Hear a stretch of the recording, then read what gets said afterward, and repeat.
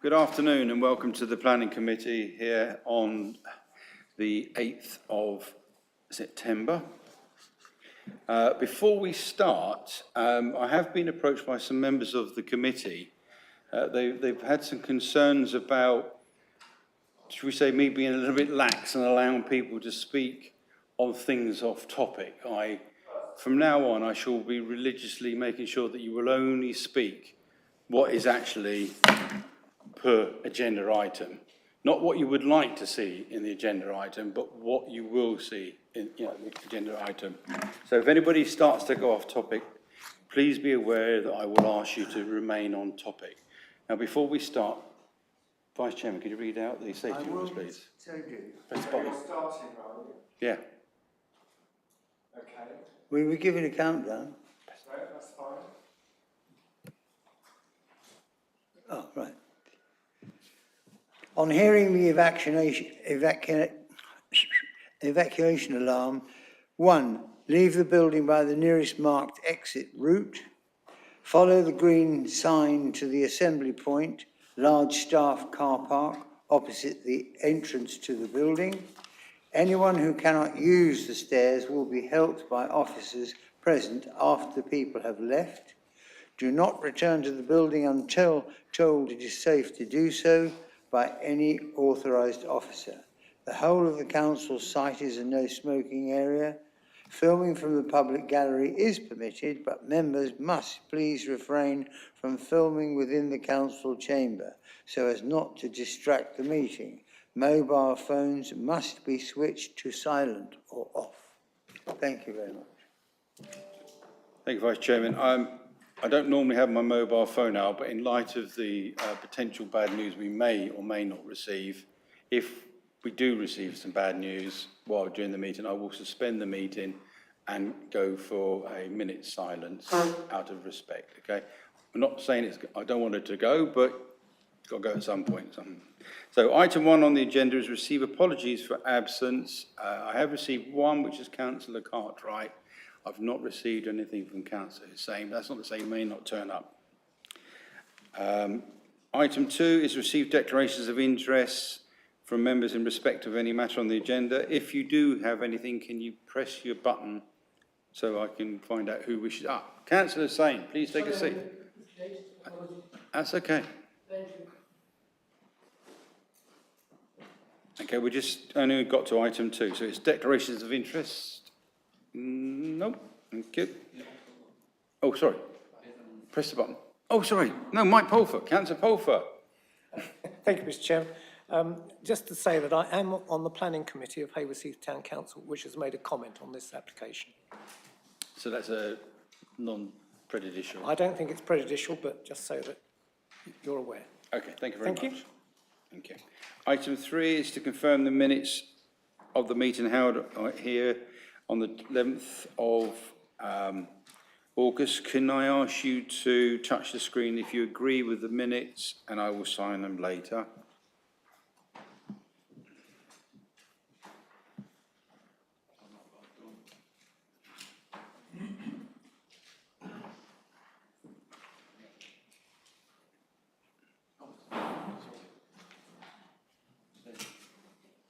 I'm just waiting for... Only 10 people are voting. No, we're just waiting for Bruce to... Oh, holding this up again. Hussein Breton. French. Technology is a wonderful thing.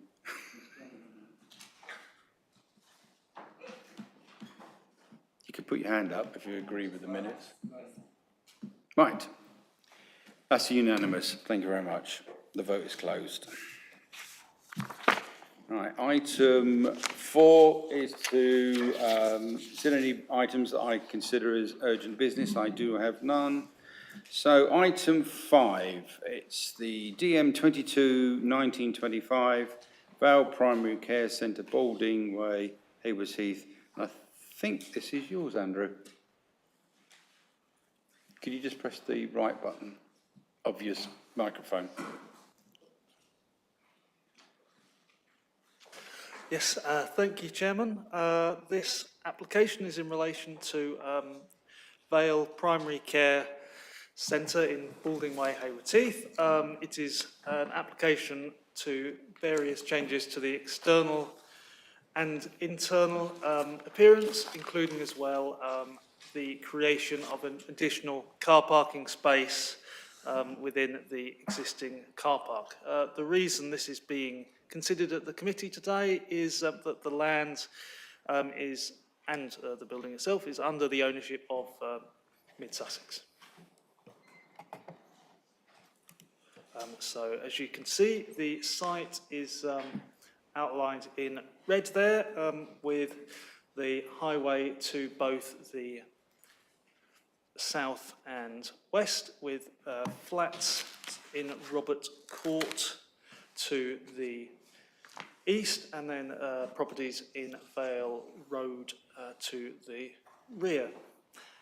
The existing health centre building or healthcare building was approved in about the early 2000s under reference 0100233/FUL. The reason for these proposed works are predominantly due to the requirements to meet BREEAM accreditations from the NHS and changes to the building regulations approved documentation.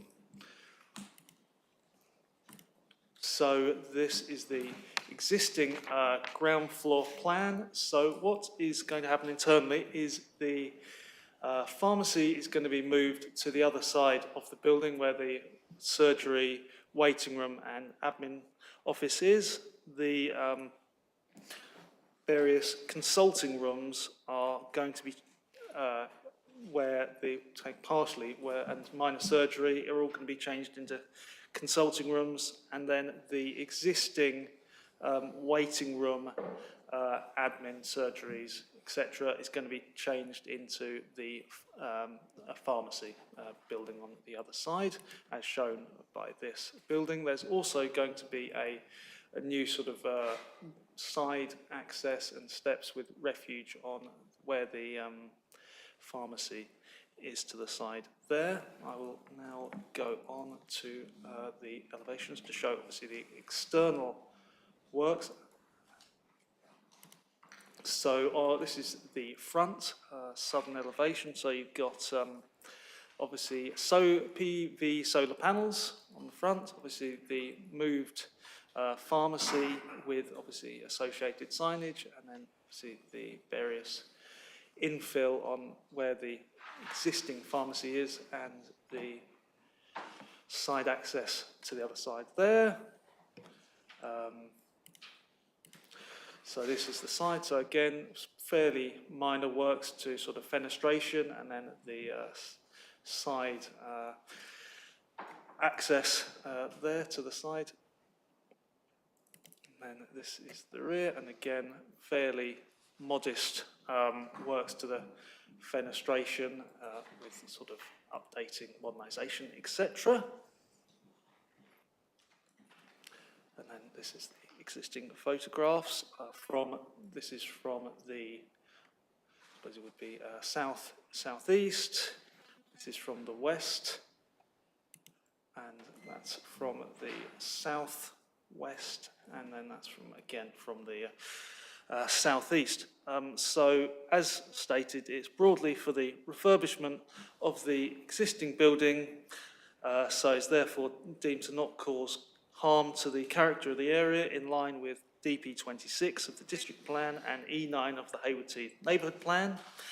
Given the nature of the proposal, there are no neighbouring amenity concerns, and the modernisation of community facilities is accepted in principle within the district plan. Coupled with this, the installation of solar panels on the southern elevation will comply with DP 39 of the Mid-Sussex district plan. So therefore, it is recommended that planning permission is granted, subject to the conditions set out within Appendix A of the documentation. Thank you, Andrew. It's just fair to say that this existing house centre the whole thing is to modernise it and bring it into better sustainable use. I have no speakers at this point in time, so can I have a person to... Oh, I have Councillor Brown. Thank you, Chairman. I just have a question about the access to the pharmacy, the new access up these steps. Is there any other entrance to the pharmacy without steps, as it's changed? Thank you. Indeed, yes.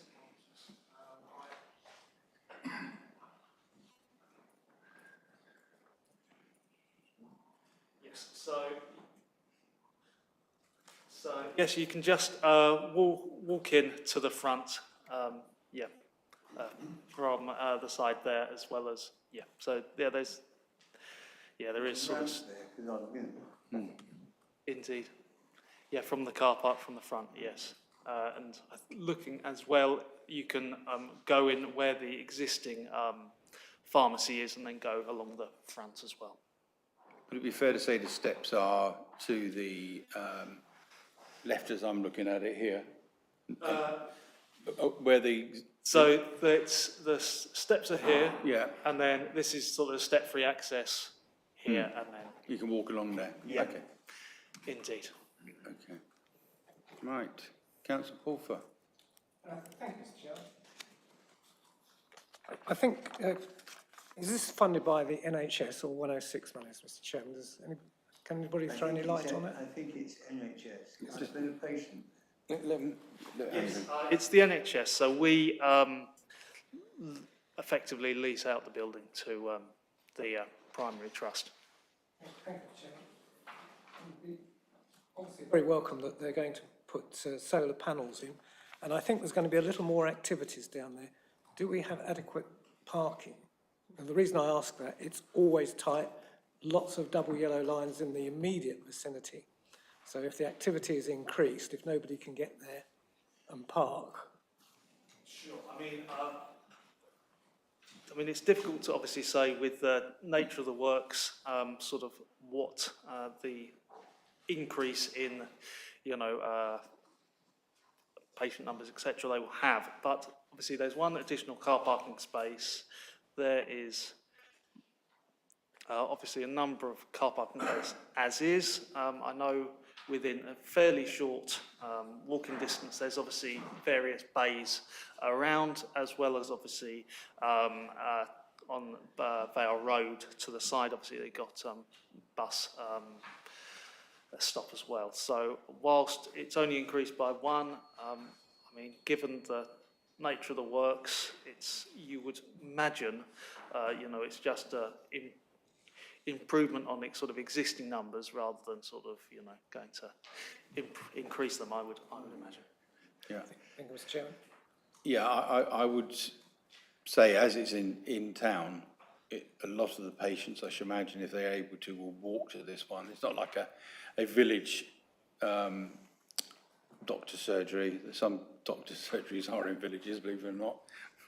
You haven't got a monopoly of them in the town, where you're more likely to use a car in the villages, not so much here. Can I have a proposal? Just comment on Yes. that. My understanding is that it's a treatment centre, and you're as likely to have it done at one surgery. The NHS might say that's done at the Vale. It happened to me, and it happened to my vice So chairman. I just want to make sure that everybody's able to park adequately without struggling to walk to, because given our population Yeah, is Vice Chairman. ageing. Press the button. I've visited there a number of occasions prior to having my two knees operated on, and you never have trouble parking because the through flow is very quick. People come and go. Yep, thank you. Can I have a proposer for this? Well, the recommendation is on page 8, and it is for permission. I won't read it all out. Well, you can read out there. It's recommended planning permission is granted subject to conditions set out in Appendix A. Can I have a proposer, please? Councillor Pulfer I'll second it. and Councillor Coote. Can you vote in the normal way when it comes up onto the screen, please?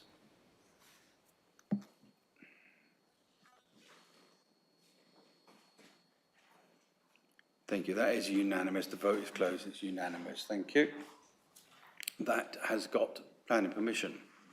Thank you. All right, while we do the swap around, the next item is DM 220733, land at Rogers Farm, Fox Hill. And that's on page 21 of our report. And when you're ready, Steve, please, could you clear the...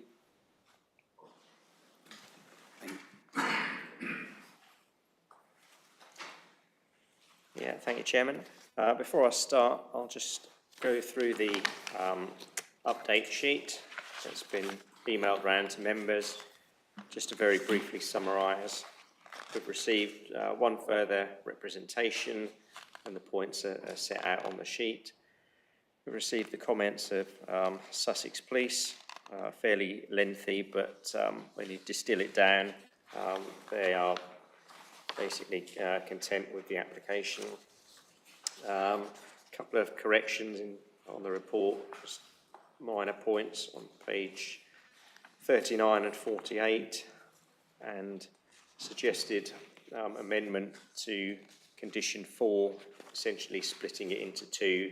So one element prevents development commencing until tree protection details have been provided, and then separated out the landscaping scheme. And just one other verbal update that's not on the sheet. You might have picked up on page 71 towards the top, the Highway Authority's comments. They requested a commitment from the applicant to include advance warning signage, proposed side road for the access, and suggested that could be incorporated on a revised plan. The applicants have indicated their content to do that, so if members were minded to approve the application, that can be addressed by way of a condition. So I'll just run through the application.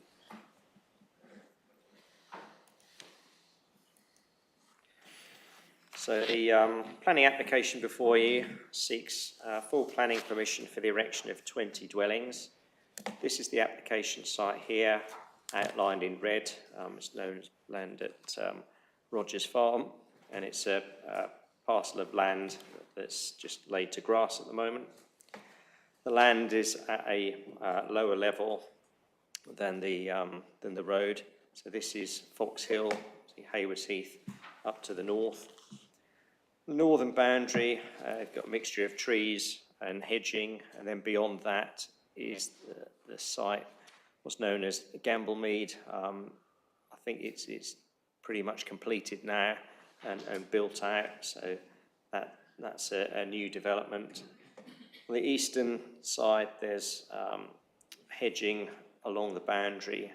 On the opposite side of the road is Clevewater, which is a grade 2 listed building. It's referred to in the report. I'll come on to that later. Along the south, again, it's trees and hedging all along the boundary, and you're right on the boundary of the district at this point. So as you go further south, you're into Lewis and East Sussex. There's a bridleway that runs outside of the site along this boundary here. And there's also 2 listed buildings to the south, Old Place and then Rogers Farm down here, so they're both listed buildings. On the western boundary, again, it's marked by trees and hedging, and you've got open fields beyond. Just highlighted here on the plan, the location of the 3 listed buildings are referred to, so they're outlined in red. So that's Clevewater's in mid-Sussex. This is Old Place here, and that's Rogers Farm, so they're both in Lewis. So this is the proposed layout of the site. So, as I said, the application seeks full planning permission for the erection of 20 dwellings. Means of the access would be at the corner of the site here, just a simple priority junction.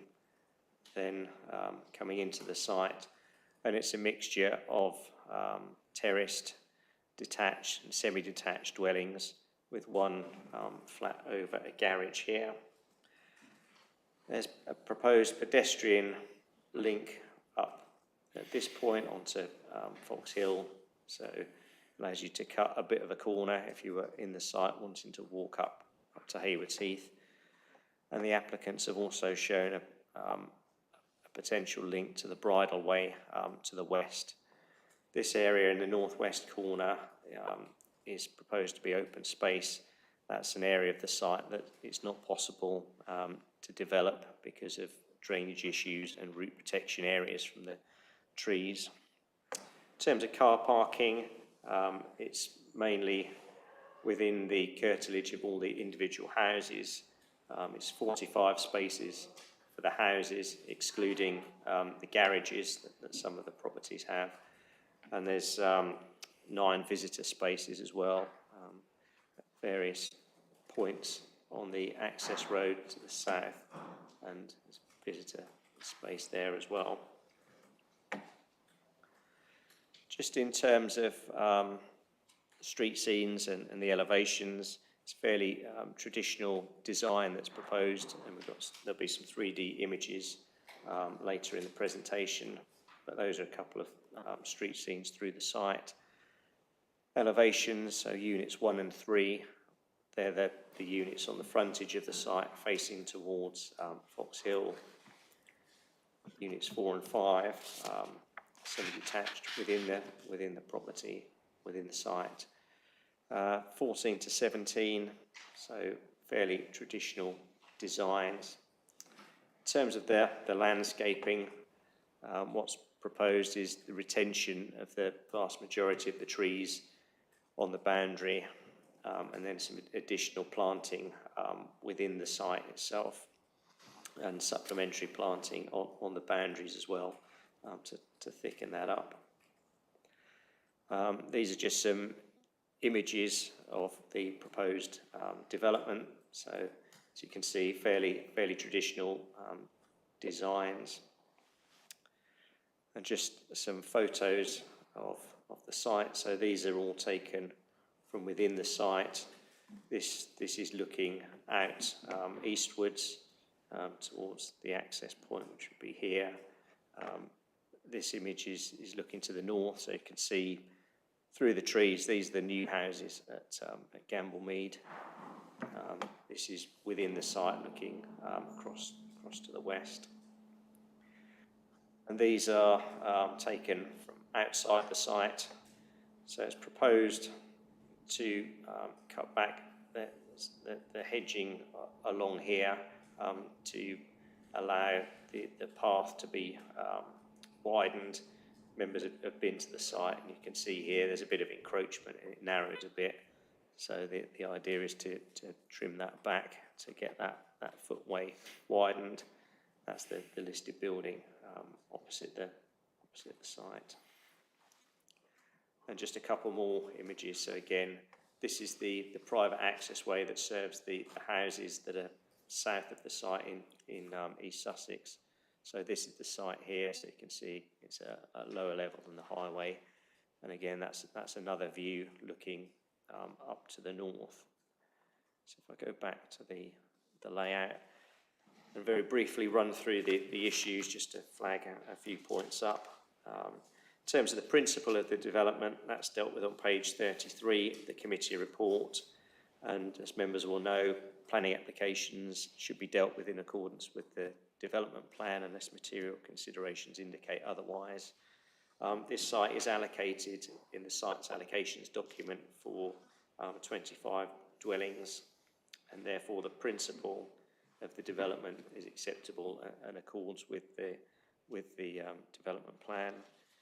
Landscape matters, they're dealt with on page 33 of the report, and you'll see that whilst would be some minor adverse landscape impact in terms of turning what at the moment is a rural site into an urban site, that's the inevitable consequence of the site being allocated for development. So there's no overriding issue there. In terms of the design, layout and amount of development, that's dealt with on page 34.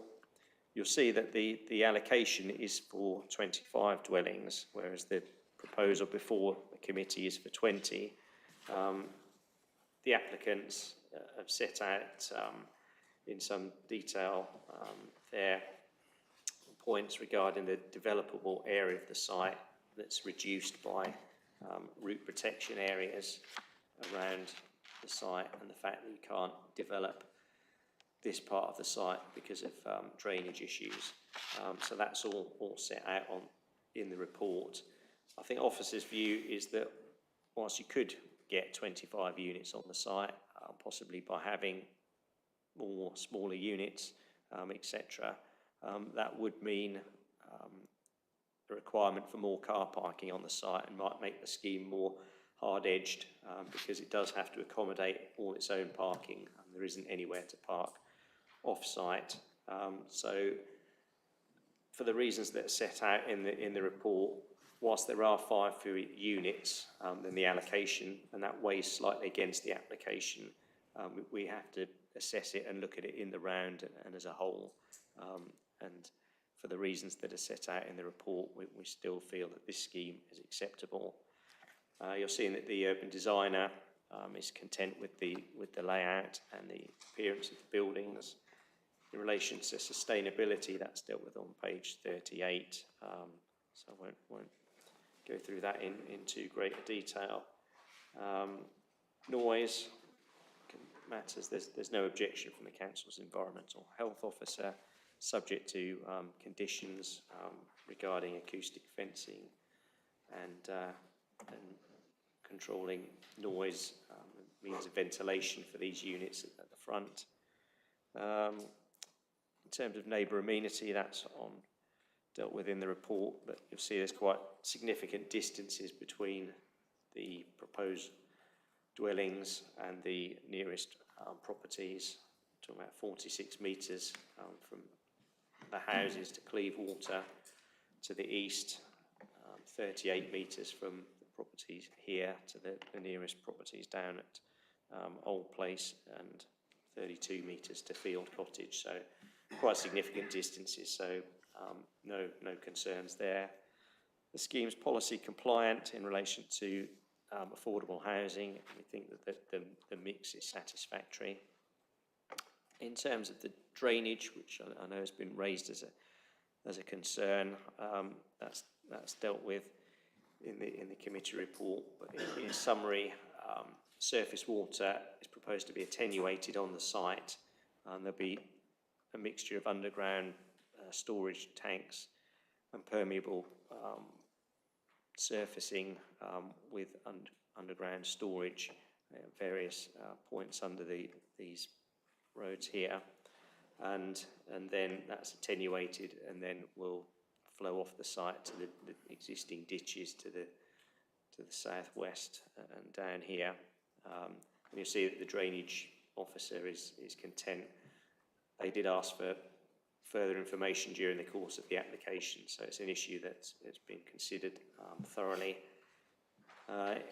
In relation to impacts on listed buildings, you'll see from the report that whilst there's some harm to the settings of these listed buildings, officers' view is that that's in terms of the MPBF, that's less than substantial harm, and whilst that is given significant importance, we think the public benefits of bringing this site forward, an allocated site for housing, affordable housing and so on, does outweigh that harm. In relation to access and transport, that's on page 46. So we've got single point of vehicular access into the site. The sight lines are the required ones for the speed limit, which at this point is 60 miles an hour. You'll see that the Highway Authority are content with that point of access in terms of its layout and the available sight lines. I think concerns been raised regarding the speed limit, but you'll see again that the Highway Authority don't consider that this development in itself would warrant seeking to amend the speed limit and basically extend the 30-mile-an-hour limit further southwards along Fox Hill. I think that's something that would need to be looked at in the round in association with other applications that are coming forward. So it wouldn't be a reason to resist this application. The other main issues relates to biodiversity, but that's dealt with on page 47, and you'll see again that there's no objection from the council's ecological consultant subject to conditions. So therefore, officer's view is that when taken as a whole, the application does comply with the development plan, and therefore the scheme's recommended for approval in line with the recommendations in recommendations A and B. Thank you, Chairman. Thank you, Mr. King. All right, I do actually have a public speaker here. It's Daniel Frisbee.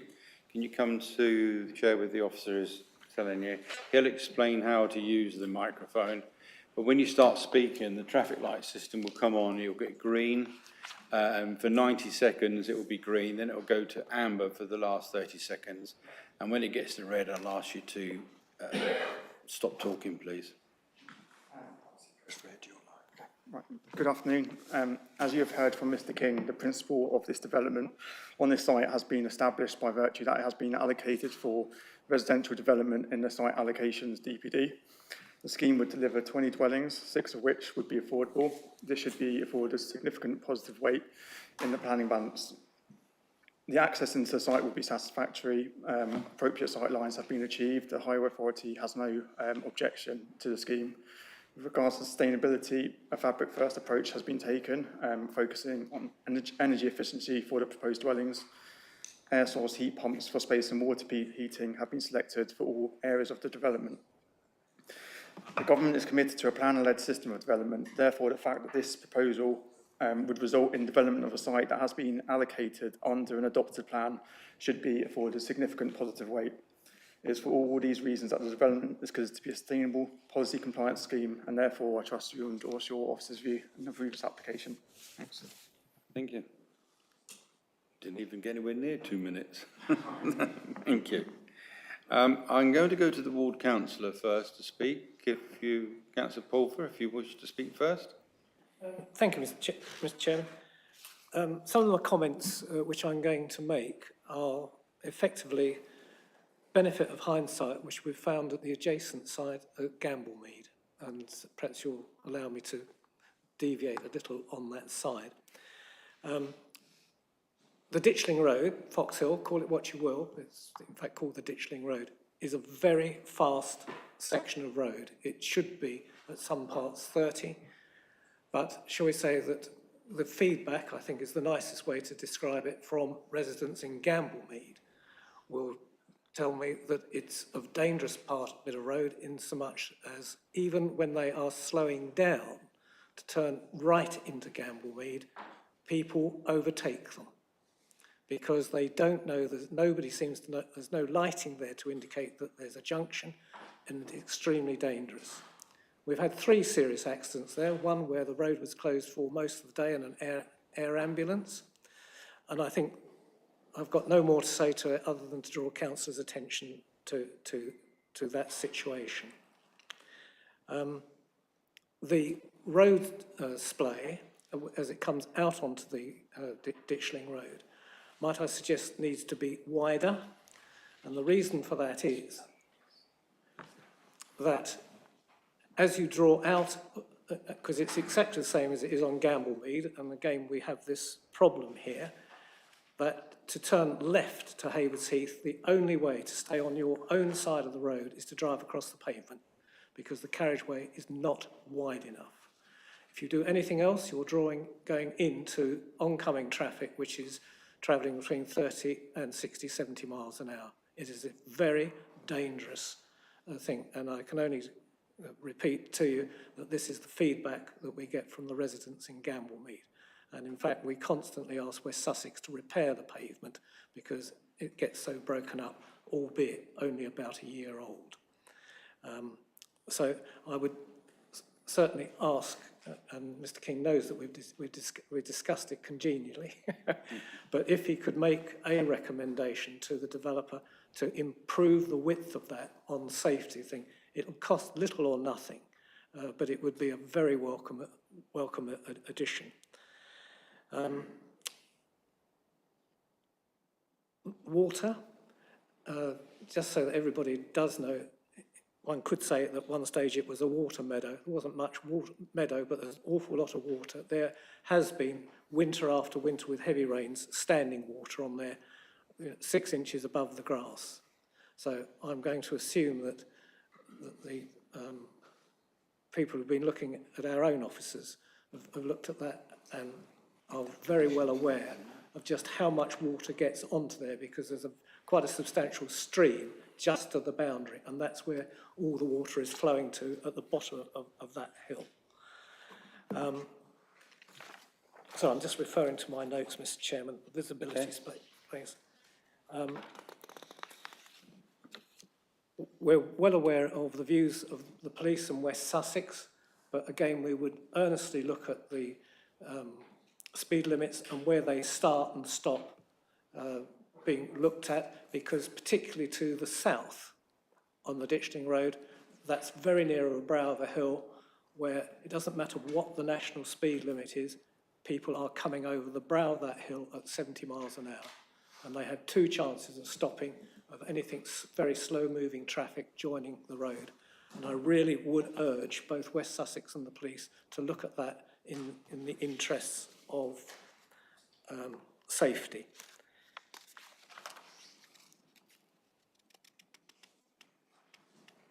Yes, and the other thing, Mr. Chairman, is the curtilage on the pavements. The pavement there is extremely narrow, and anybody who would be walking towards the bus stop, they would struggle if there was, so we say, a person with a pram and a child walking beside them, would find it very difficult to walk side by side. And I would also respectfully suggest that any HGV which is coming down there, that the wing mirrors will overhang the pavement. And I think, don't have to say how dangerous that is, it's life-threatening. So I would ask that something is done about that pavement to make it substantially wider so that it's comfortable for pedestrians to walk down there side by side there. And then I think lastly, Mr. Chairman, is to make sure that the planting is a good 2 metres from the back of wherever the path is extended back into the site. Now, the reason of that, again, is because at Gamblemead, there is very nice planting to the south, and so that you should be able to see to the brow of the hill. But of course, with the nice planting, and now that it's taken root, is of course much larger than when the saplings went in there. So effectively, it's blind. And what's going to happen there, I don't know, because that needs to be 2 metres back from the back of the path so that people can go see the people coming over the top of that hill at 60 miles an hour. This has to be approved, Mr. Chairman, but I would sincerely urge and ask that Mr. King and West Sussex and the police have a serious look about what's going on there, because in hindsight, we don't need deaths reported. It will cost little or no money to make this a very safe access, and I would ask them to look at it in some depth. Thank you, Mr. Chairman. Before I allow anybody else to speak, I'm going to ask Mr. King to reply to some of those, because I share your concern. Yeah, thank you, Chairman. I'll just go through the various points. I'll just start with the issues regarding the drainage. As I've said, during the course of the application, our drainage engineer did request further details from the applicant, because I think they recognise that there are concerns with the site. At the moment, there's obviously no drainage on the site at all. It's just a field, and so that has been looked at very carefully by our drainage engineer, and they're now satisfied that this layout and the proposed drainage infrastructure that's been put in will mean that this site can be drained properly, and there won't be a risk of it causing flooding off the site. The final details of that would be reserved by conditions. In relation to the footway, as I said in the presentation, it is proposed to trim this hedge back and to widen the footway. The details of that are controlled by condition 15 in the report. So that should address that issue. In relation to the speed limit, if that's the view of the committee, we can certainly contact West Sussex County Council and East Sussex, because it's right on the boundary, with members' concerns about where the 30-mile-an-hour limit currently begins, which is just up by the public house to the north. So we can certainly raise that with them. But I think as it's been accepted on the back of this application, we can't get the speed limit changed, but we can certainly make that representation to the county council. In terms of landscaping, yes, we will look to make sure that what's proposed is appropriate across the site and will work. And I think in relation to the actual crossing point itself, the width of that is 5.5 metres to serve 20 dwellings. The Highway Authority have looked at that and they're content. The visibility displays are it's a 2.4 metre setback, and then it's 160 metres each way because it's a 60-mile-an-hour speed limit. And that can be achieved in the public highway, so that again the Highway Authority are content with that. So I don't think there's much more that I can say on that point, Chairman. Yeah, thank you, Mr. King. I think with the will of the committee, I think we could ask Mr. King to speak to West Sussex County Council Police and East Sussex County Council, because we are aware that there is a potential application coming further north of Hurstwood Lane. It's a big site, 300 plus houses, and it would probably start the ball rolling with the view of us putting a marker down that the 30-mile-an-hour limit is certainly moved to the built-up boundary, which would be the southern side of Rogers Farm. And if we could work with East Sussex, then we could do what a lot of villages and towns are beginning to do now, this graduated drop-down speed. It works coming from Anstey down into Burgess Hill. It goes 60 to 40 to 30. And likewise, my villages and a lot of villages and towns are now getting this graduated breakdown. Because when you think just across the other side of the hill, when you go past Jubbs, which is on the left-hand side there, not long after that, it goes to 30 miles an hour. So it wouldn't do anybody any harm to reduce that from 60, but that is East Sussex. We haven't got no jurisdiction over East Sussex at all. But is there any way we could, because if you've got a small car, you can get out and turn left. If you've got a Land Cruiser like mine, my Mondeo, it's got a turning circle with Titanic, and I would struggle to get out of there. Is there any way, or we can only deal with the plan we've got in front of us? Well, we can only deal with the plan that we've got in front of us, but if it's minor tweaks to that junction, there will be a need for an agreement to be entered into with the Highway Authority anyway, because you'd be carrying out works up to the public highway. So we can look at whether there's any requirement for slight tweaks in terms of minor widening of that Belmouth junction as part of the application. We can take that up with the applicants after the meeting, because were members to resolve to approve this, there's still the need to complete the legal agreement. That's still working its way through the system. So there's time to do that, Chairman. Are you satisfied with that, Councillor Forth, if we can increase the Belmouth Thank you, Mr. Chairman. I wouldn't wish to see this fail for what is apparently a minor point. And I'm very well aware that West Sussex have their book, which says it's got to be what it is. But I'm sure that Mr. King will be able to explain to them that if it was a little larger and the cost of the developer, frankly, I think the technical term is diddly squat. And I'm sure that developer, for the sake of safety, would be very pleased to do that. Thank you, Mr. Chairman. I would hate for us to do something and somebody gets hurt coming out of there, all for the sake of half a metre extra. My Vice Chairman. Thank you, Chairman. You've got 4 junctions there. You've got the Cape Road, you've got the complex on the other side of the road, and then you've got Field Cottage. They all come out of the same place. Now, if I'm right, I understand that the county boundary is the public footpath. Yeah, the dark line. Well, would it not be possible to put a traffic light in there for pedestrian crossing? That would slow the traffic down. We have it in Crawley down, and it's worked quite well.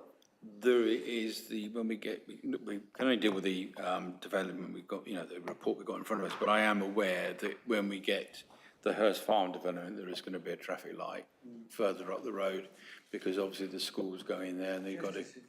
It is a good suggestion, but I don't think we can plan it for them, but there is one going to be further up the road, that I do know. I've got no other speakers. Oh, Councillor Brown, you must have sneaked in while I was turning my head. Go on then. Thank you. I was listening to the debate with interest, and I just want to say that I agree with everything Councillor Pulfer and you have said. If I may just go on a little bit about the 30, and that I was really disappointed by the Gateway road safety analysis, where once again they didn't address cycling. And so there's another issue there. If you're travelling south on Ditchling Road and you want to turn right into the new Cape Road development, or this development, you don't really want to do it, because by then the traffic going south is speeded up as well. And when I went down to have a look at the site, I crossed. It was really difficult crossing the road from the east side of the road to the west side of the road, and as you say, with traffic coming over that brow, really very fast indeed.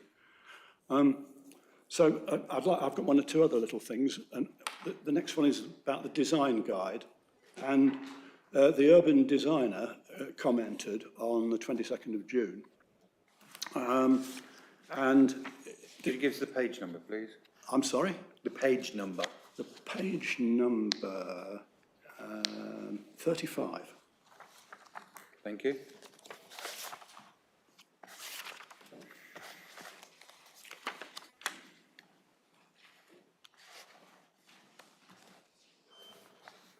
And basically, he was saying that he was referring to the design guide and design guide 8, which calls for a permeable movement network, DG8, I should say. And there's also, he made a point that could that be included in the informative? And there isn't anything in the informative to that, and I can see it's moved slightly by what I heard from Steve King, but the permeability and the desire line, to my mind, if you wanted to leave this site, or we wanted to and go up into the Gamblemead site and make your way quietly up towards Haywards Heath, you'd want to do it in the northwest corner of this site, where the flooding area is.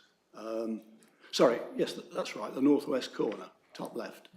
So I think, to my mind, that hasn't developed very, very well. I'd like to just say something about water as well. I noticed that there's a representation dated the 11th of July, which is dismissed as not being relevant to DP42. This is on page 51. But I would really like to see some advice and information from South East Water. And this representation was basically saying that South East Water, while they're not coming back to us, and planners say it's not very important, I think it is really, because, you know, what their provisions are for how able they are to provide water for a new development, albeit small. It would be nice to keep us informed. And so I'd really like to see and ask if that answer from South East Water can be followed up, and we can be informed of what it is. Then the last point is a little bit about noise levels. And I noticed in the notes, the agenda update, it refers to noise level at the upper floor, first floor of the houses or the dwellings fronting onto Ditchling Road. And it seems to me that noise level will be very much larger if the average speed is 47 miles per hour, apparently, in the studies that were done. And, you know, if back to 30 mile an hour again, so it seems to me there's a planning issue there, really, where the developer is having to put in ventilation and to deal with the noise level expected at the first floor windows. You know, so again, that would almost certainly, correct me if I'm wrong, be mitigated if the traffic speed was 30 miles an hour as a maximum. So, and I have unfortunately one last thing, and that is the drawing numbers and titles and descriptions referred to in the, what do we call it? On page 60. So, informative, note 2. It's always the drawing numbers, isn't it?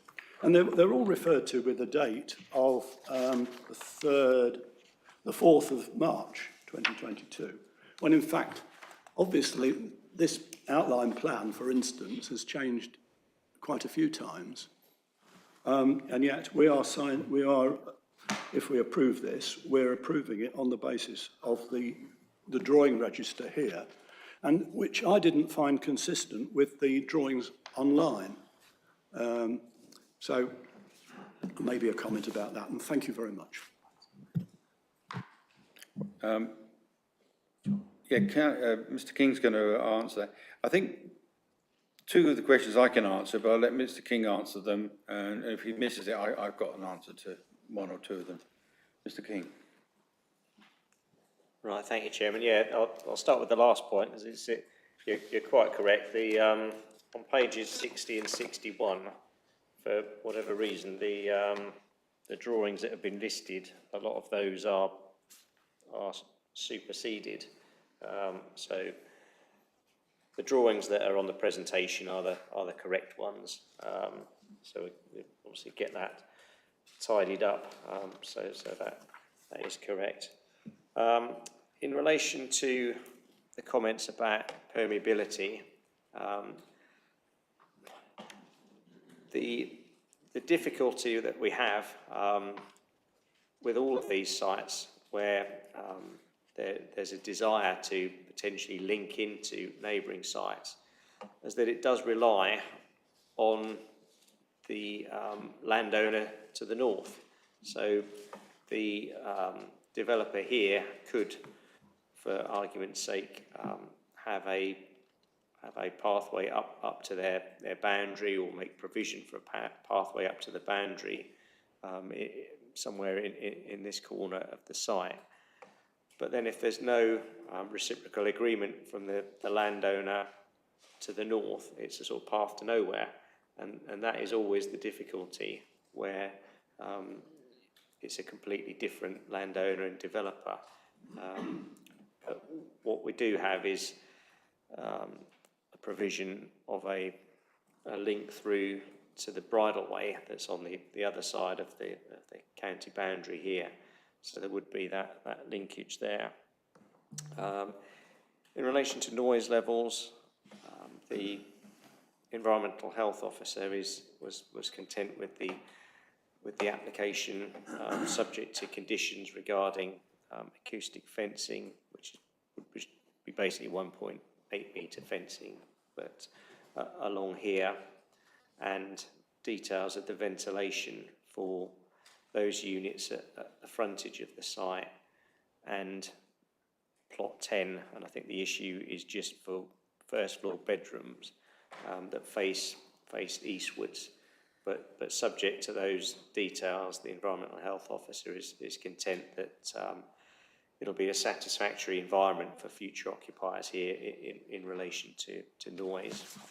I think as you go up Fox Hill, there's certainly houses that are closer to the road than these, so I don't think that's an overriding problem.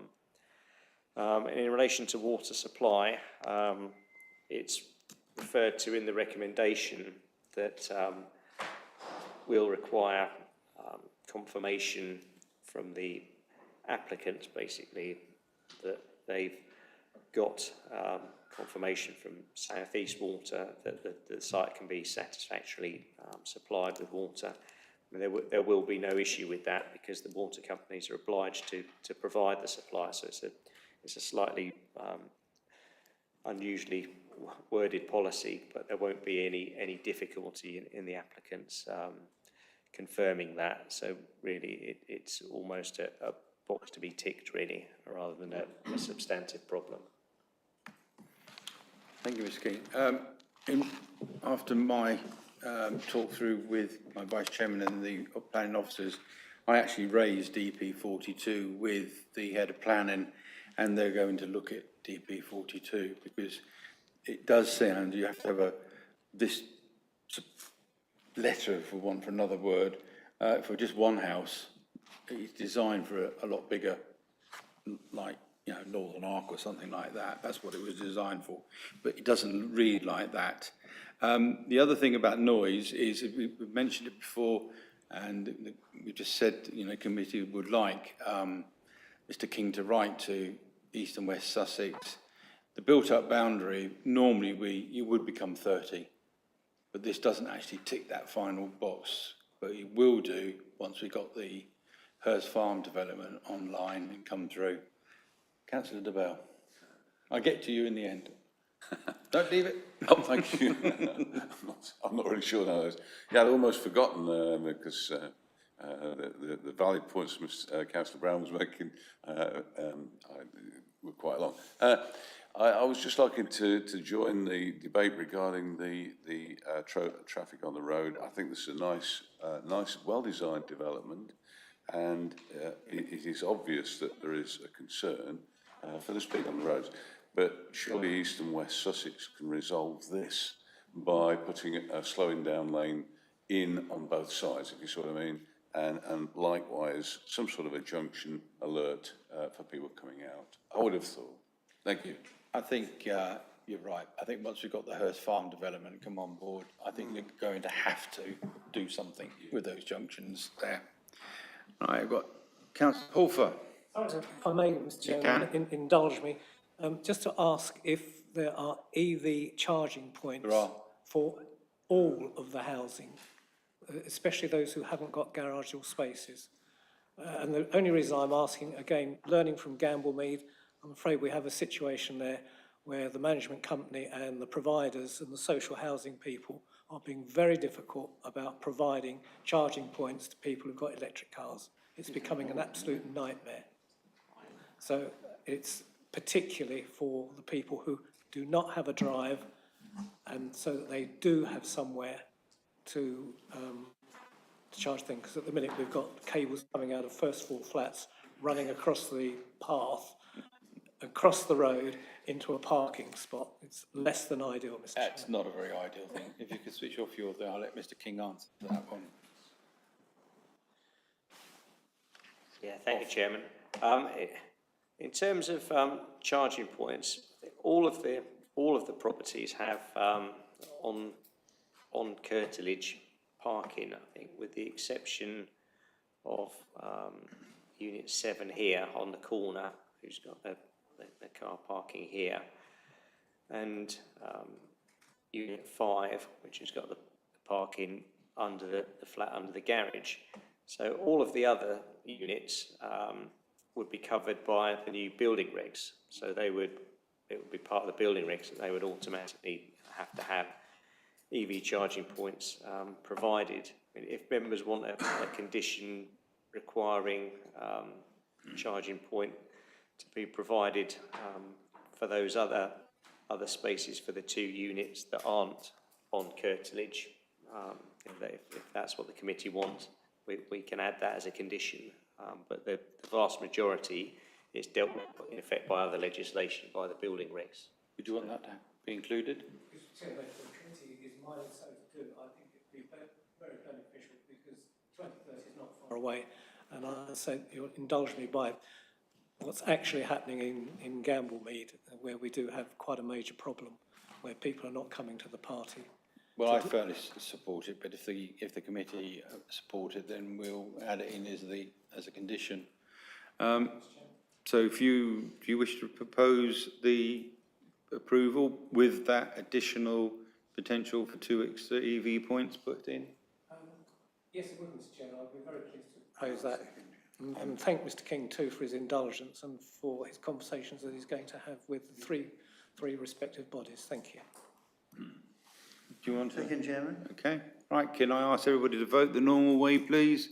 When the screen comes up, with the addition that we ask the developer to provide an extra 2 EV charging points.